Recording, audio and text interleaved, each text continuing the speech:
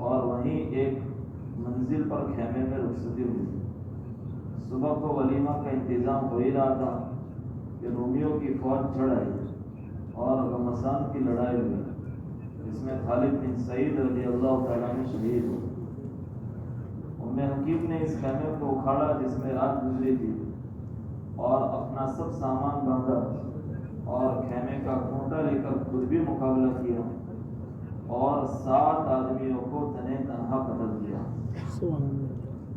ہمارے زمانے فائدہ، ہمارے زمانے کی کوئی عورت تو درکنار، مرد بھی ایسے وقت میں نکاح کو تیار نہ ہوتا، اور اگر نکاح ہو بھی جاتا تو اس میں اچانک شہادت پر روتے روتے نہ معلوم کتنے دن سوگ میں گزرتے۔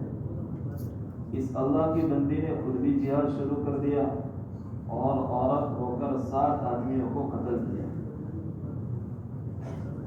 حضرت سمیہ ام عمار رضی اللہ تعالی عنہ کی شہادت۔ سمیہ بنت خیاط حضرت عمار رضی اللہ تعالیٰ عنہ کی والدہ تھی، جن کا قصہ پہلے باب 7ویں نمبر پر گزر چکا ہے۔ یہ بھی اپنے لڑکے حضرت عمار اور اپنے خاوند حضرت یاسر رضی اللہ تعالیٰ عنہ کی طرح اسلام کے خاطر قسم قسم کی تکلیفیں اور مشقتیں برداشت کرتے تھے، مگر اسلام کی سچی محبت جو دل میں گھر کر چکی تھی اس میں ذرا بھی فرق نہ آتا تھا۔ ان کو گرمی کے سخت وقت دھوپ میں کنکریوں پر ڈالا جاتا اور لوہے کی زیرہ پہنا کر دھوپ میں کھڑا کیا جاتا ہے تاکہ دھوپ سے لوہا تپنے لگے اور اس کی گرمی سے تکلیف میں زیادتی ہو۔ حضور اقدس صلی اللہ علیہ وسلم کا ادھر کو گزر ہوتا تو صبر کی تلقین فرماتے اور جنت کا وعدہ فرماتے۔ ایک مرتبہ حضرت سمیہ رضی اللہ تعالیٰ عنہ کھڑی تھی، ابو جہل کا ادھر کو گزر ہوا، برا بھلا کہا اور غصے میں برچھا شہنشاہ پر مارا، جس کے زخم سے انتقال فرما گئی۔ اسلام کے خاطر سب سے پہلی شہادت انہی کی ہوئی۔ فائدہ: عورتوں کا اس قدر صبر، ہمت اور استقلال قابل رشک ہے، لیکن بات یہ ہے جب آدمی کے دل میں کوئی چیز گھر کر جاتی ہے تو اس کو ہر بات سہل ہو جاتی ہے۔ اب بھی عشق کے بیسیوں قصے اس قسم کے سننے میں آتے ہیں کہ جان دے دی، مگر یہی جان دینا اللہ کے راستے میں ہو، دین کے خاطر ہو، تو دوسری زندگی میں بھی جو مرنے کے ساتھی سے شروع ہو جاتی ہے سرخروئی کا سبب ہے۔ اور اگر کسی دنیاوی غرض سے ہو تو دنیا تو گئی تھی، آخرت بھی برباد ہوئی۔ حضرت اسماء بنت ابو بکر صدیق رضی اللہ تعالیٰ عنہ کی زندگی اور تنبیہ۔ حضرت اسماء رضی اللہ تعالیٰ عنہ بنت ابو بکر حضرت ابو بکر صدیق رضی اللہ تعالیٰ عنہ کی بیٹی اور عبداللہ ابن زبیر رضی اللہ تعالیٰ عنہ کی والدہ اور حضرت عائشہ صدیقہ رضی اللہ تعالیٰ عنہ کی سوتیلی بہن مشہور صحابیات میں سے ہیں۔ شروع ہی میں مسلمان ہو گئی تھی، کہتے ہیں 17 آدمیوں کے بعد یہ مسلمان ہوئی تھی۔ ہجرت سے 27 سال پہلے پیدا ہوئی، اور جب حضور اکرم صلی اللہ علیہ وسلم اور حضرت ابوبکر صدیق رضی اللہ تعالیٰ عنہ ہجرت کے بعد مدینہ طیبہ پہنچ گئے تو حضرت زید رضی اللہ تعالیٰ عنہ وغیرہ کو بھی بھیجا۔ ان دونوں حضرات کے اہل و عیال کو لے کر آئے، ان کے ساتھ ہی حضرت اسماء بھی چلی آئی۔ جب قبا میں پہنچی تو عبداللہ ابن زبیر رضی اللہ تعالیٰ عنہ پیدا ہوئے، اور ہجرت کے بعد سب سے پہلی پیدائش ان کی ہوئی۔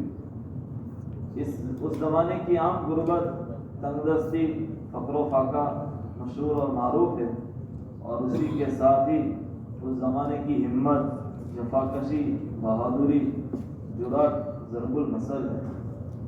بخاری میں حضرت اسماء رضی اللہ تعالیٰ عنہا کا طرز زندگی خود ان کی زبان سے نقل کیا ہے۔ فرماتی ہے جب میرا نکاح زبیر رضی اللہ تعالیٰ عنہ سے ہوا تو ان کے پاس نہ مال تھا نہ جائیداد۔ جس سے لکھا ہو رہا ہے اس کے پاس نہ مال ہے نہ جائیداد ہے. یہی ترتیب ہے کہ پہلے وہ خود اپنے پاؤں پر کھڑا ہو. نہ کوئی خادم کام کرنے والا نہ کوئی اور چیز. ایک اونٹ پانی لاد کر لانے والا اور ایک گھوڑا. میں ہی اونٹ کے لیے گھاس وغیرہ لاتی تھی اور کھجور کی گٹلیاں کوٹ کر دانے کے طور پر کھلاتی تھی. خود میں پانی بھر کر لاتی اور پانی کا ڈول پھٹ جاتا تو اس کو آپ ہی سیتی تھی, خود ہی سی لیتی تھی اور خود ہی گھوڑے کی ساری خدمت گھاس دانا وغیرہ کرتی تھی اور گھر کا سارا کاروبار بھی انجام دیتی تھی. مگر ان سب کاموں میں گھوڑے کی خبر گیری اور خدمت میرے لیے زیادہ مشقت کی چیز تھی. روٹی البتہ مجھے اچھی طرح پکانا نہیں آتی تھی تو میں آٹا گوندھ کر اپنے پڑوس کی انصار عورتوں کو یہاں لے جاتی. وہ بڑی سچی مخلص عورتیں تھیں, میری روٹی بھی پکا دیتی تھی. حضور اکرم صلی اللہ علیہ وسلم نے مدینہ پہنچنے پر زبیر رضی اللہ تعالیٰ عنہ کو ایک زمین جاگیر کے طور پر دے دی جو 2 میل کے قریب تھی. میں نے وہاں سے اپنے سر پر کھجور کی گٹلیاں لاد کر لایا کرتی.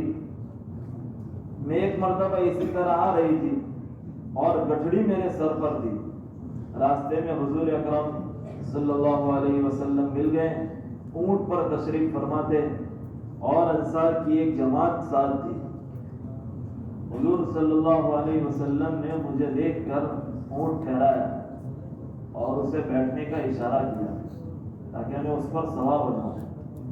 مجھے مردوں کے ساتھ جاتے ہوئے شرم آئی اور یہ بھی خیال آیا کہ زبیر رضی اللہ تعالیٰ عنہ کو غیرت بہت ہی زیادہ ہے, ان کو بھی یہ ناگوار ہوگا. حضور اکرم صلی اللہ علیہ وسلم میرے انداز سے سمجھ گئے کہ مجھے اس پر بیٹھتے ہوئے شرم آتی ہے. حضور صلی اللہ علیہ وسلم تشریف لے گئے. میں گھر آئی اور زبیر رضی اللہ تعالیٰ عنہ کو قصہ سنایا کہ اس طرح حضور صلی اللہ علیہ وسلم ملے اور یہ ارشاد فرمایا مجھے شرم آئی اور تمہاری غیرت کا بھی خیال آیا. زبیر رضی اللہ تعالیٰ عنہ نے کہا خدا کی قسم تمہارا گٹھڑیاں سر پر رکھ کر لانا میرے لیے اس سے بہت زیادہ گیلا ہے, مگر مجبوری یہ تھی کہ یہ حضرات خود تو زیادہ تر جہاد میں اور دین کے دوسرے امور میں مشغول رہتے تھے, اس لیے گھر کے کاروبار عام طور پر عورتوں ہی کو کرنا پڑتے تھے. اس کے بعد میرے باپ حضرت ابوبکر صدیق رضی اللہ تعالیٰ عنہ نے ایک خادم جو حضور صلی اللہ علیہ وسلم نے ان کو دیا تھا میرے پاس بھیج دیا, جس کی وجہ سے گھوڑے کی خدمت سے مجھے خلاصی ملی. گویا بڑی قید سے آزاد ہو گئی. عرب کا دستور پہلے بھی تھا اور اب بھی ہے کہ کھجور کی گٹلیاں کوٹ کر یا چکی میں ڈل کر پھر پانی میں بھگو کر جانوروں کو دانے کے طور پر کھلاتے ہیں.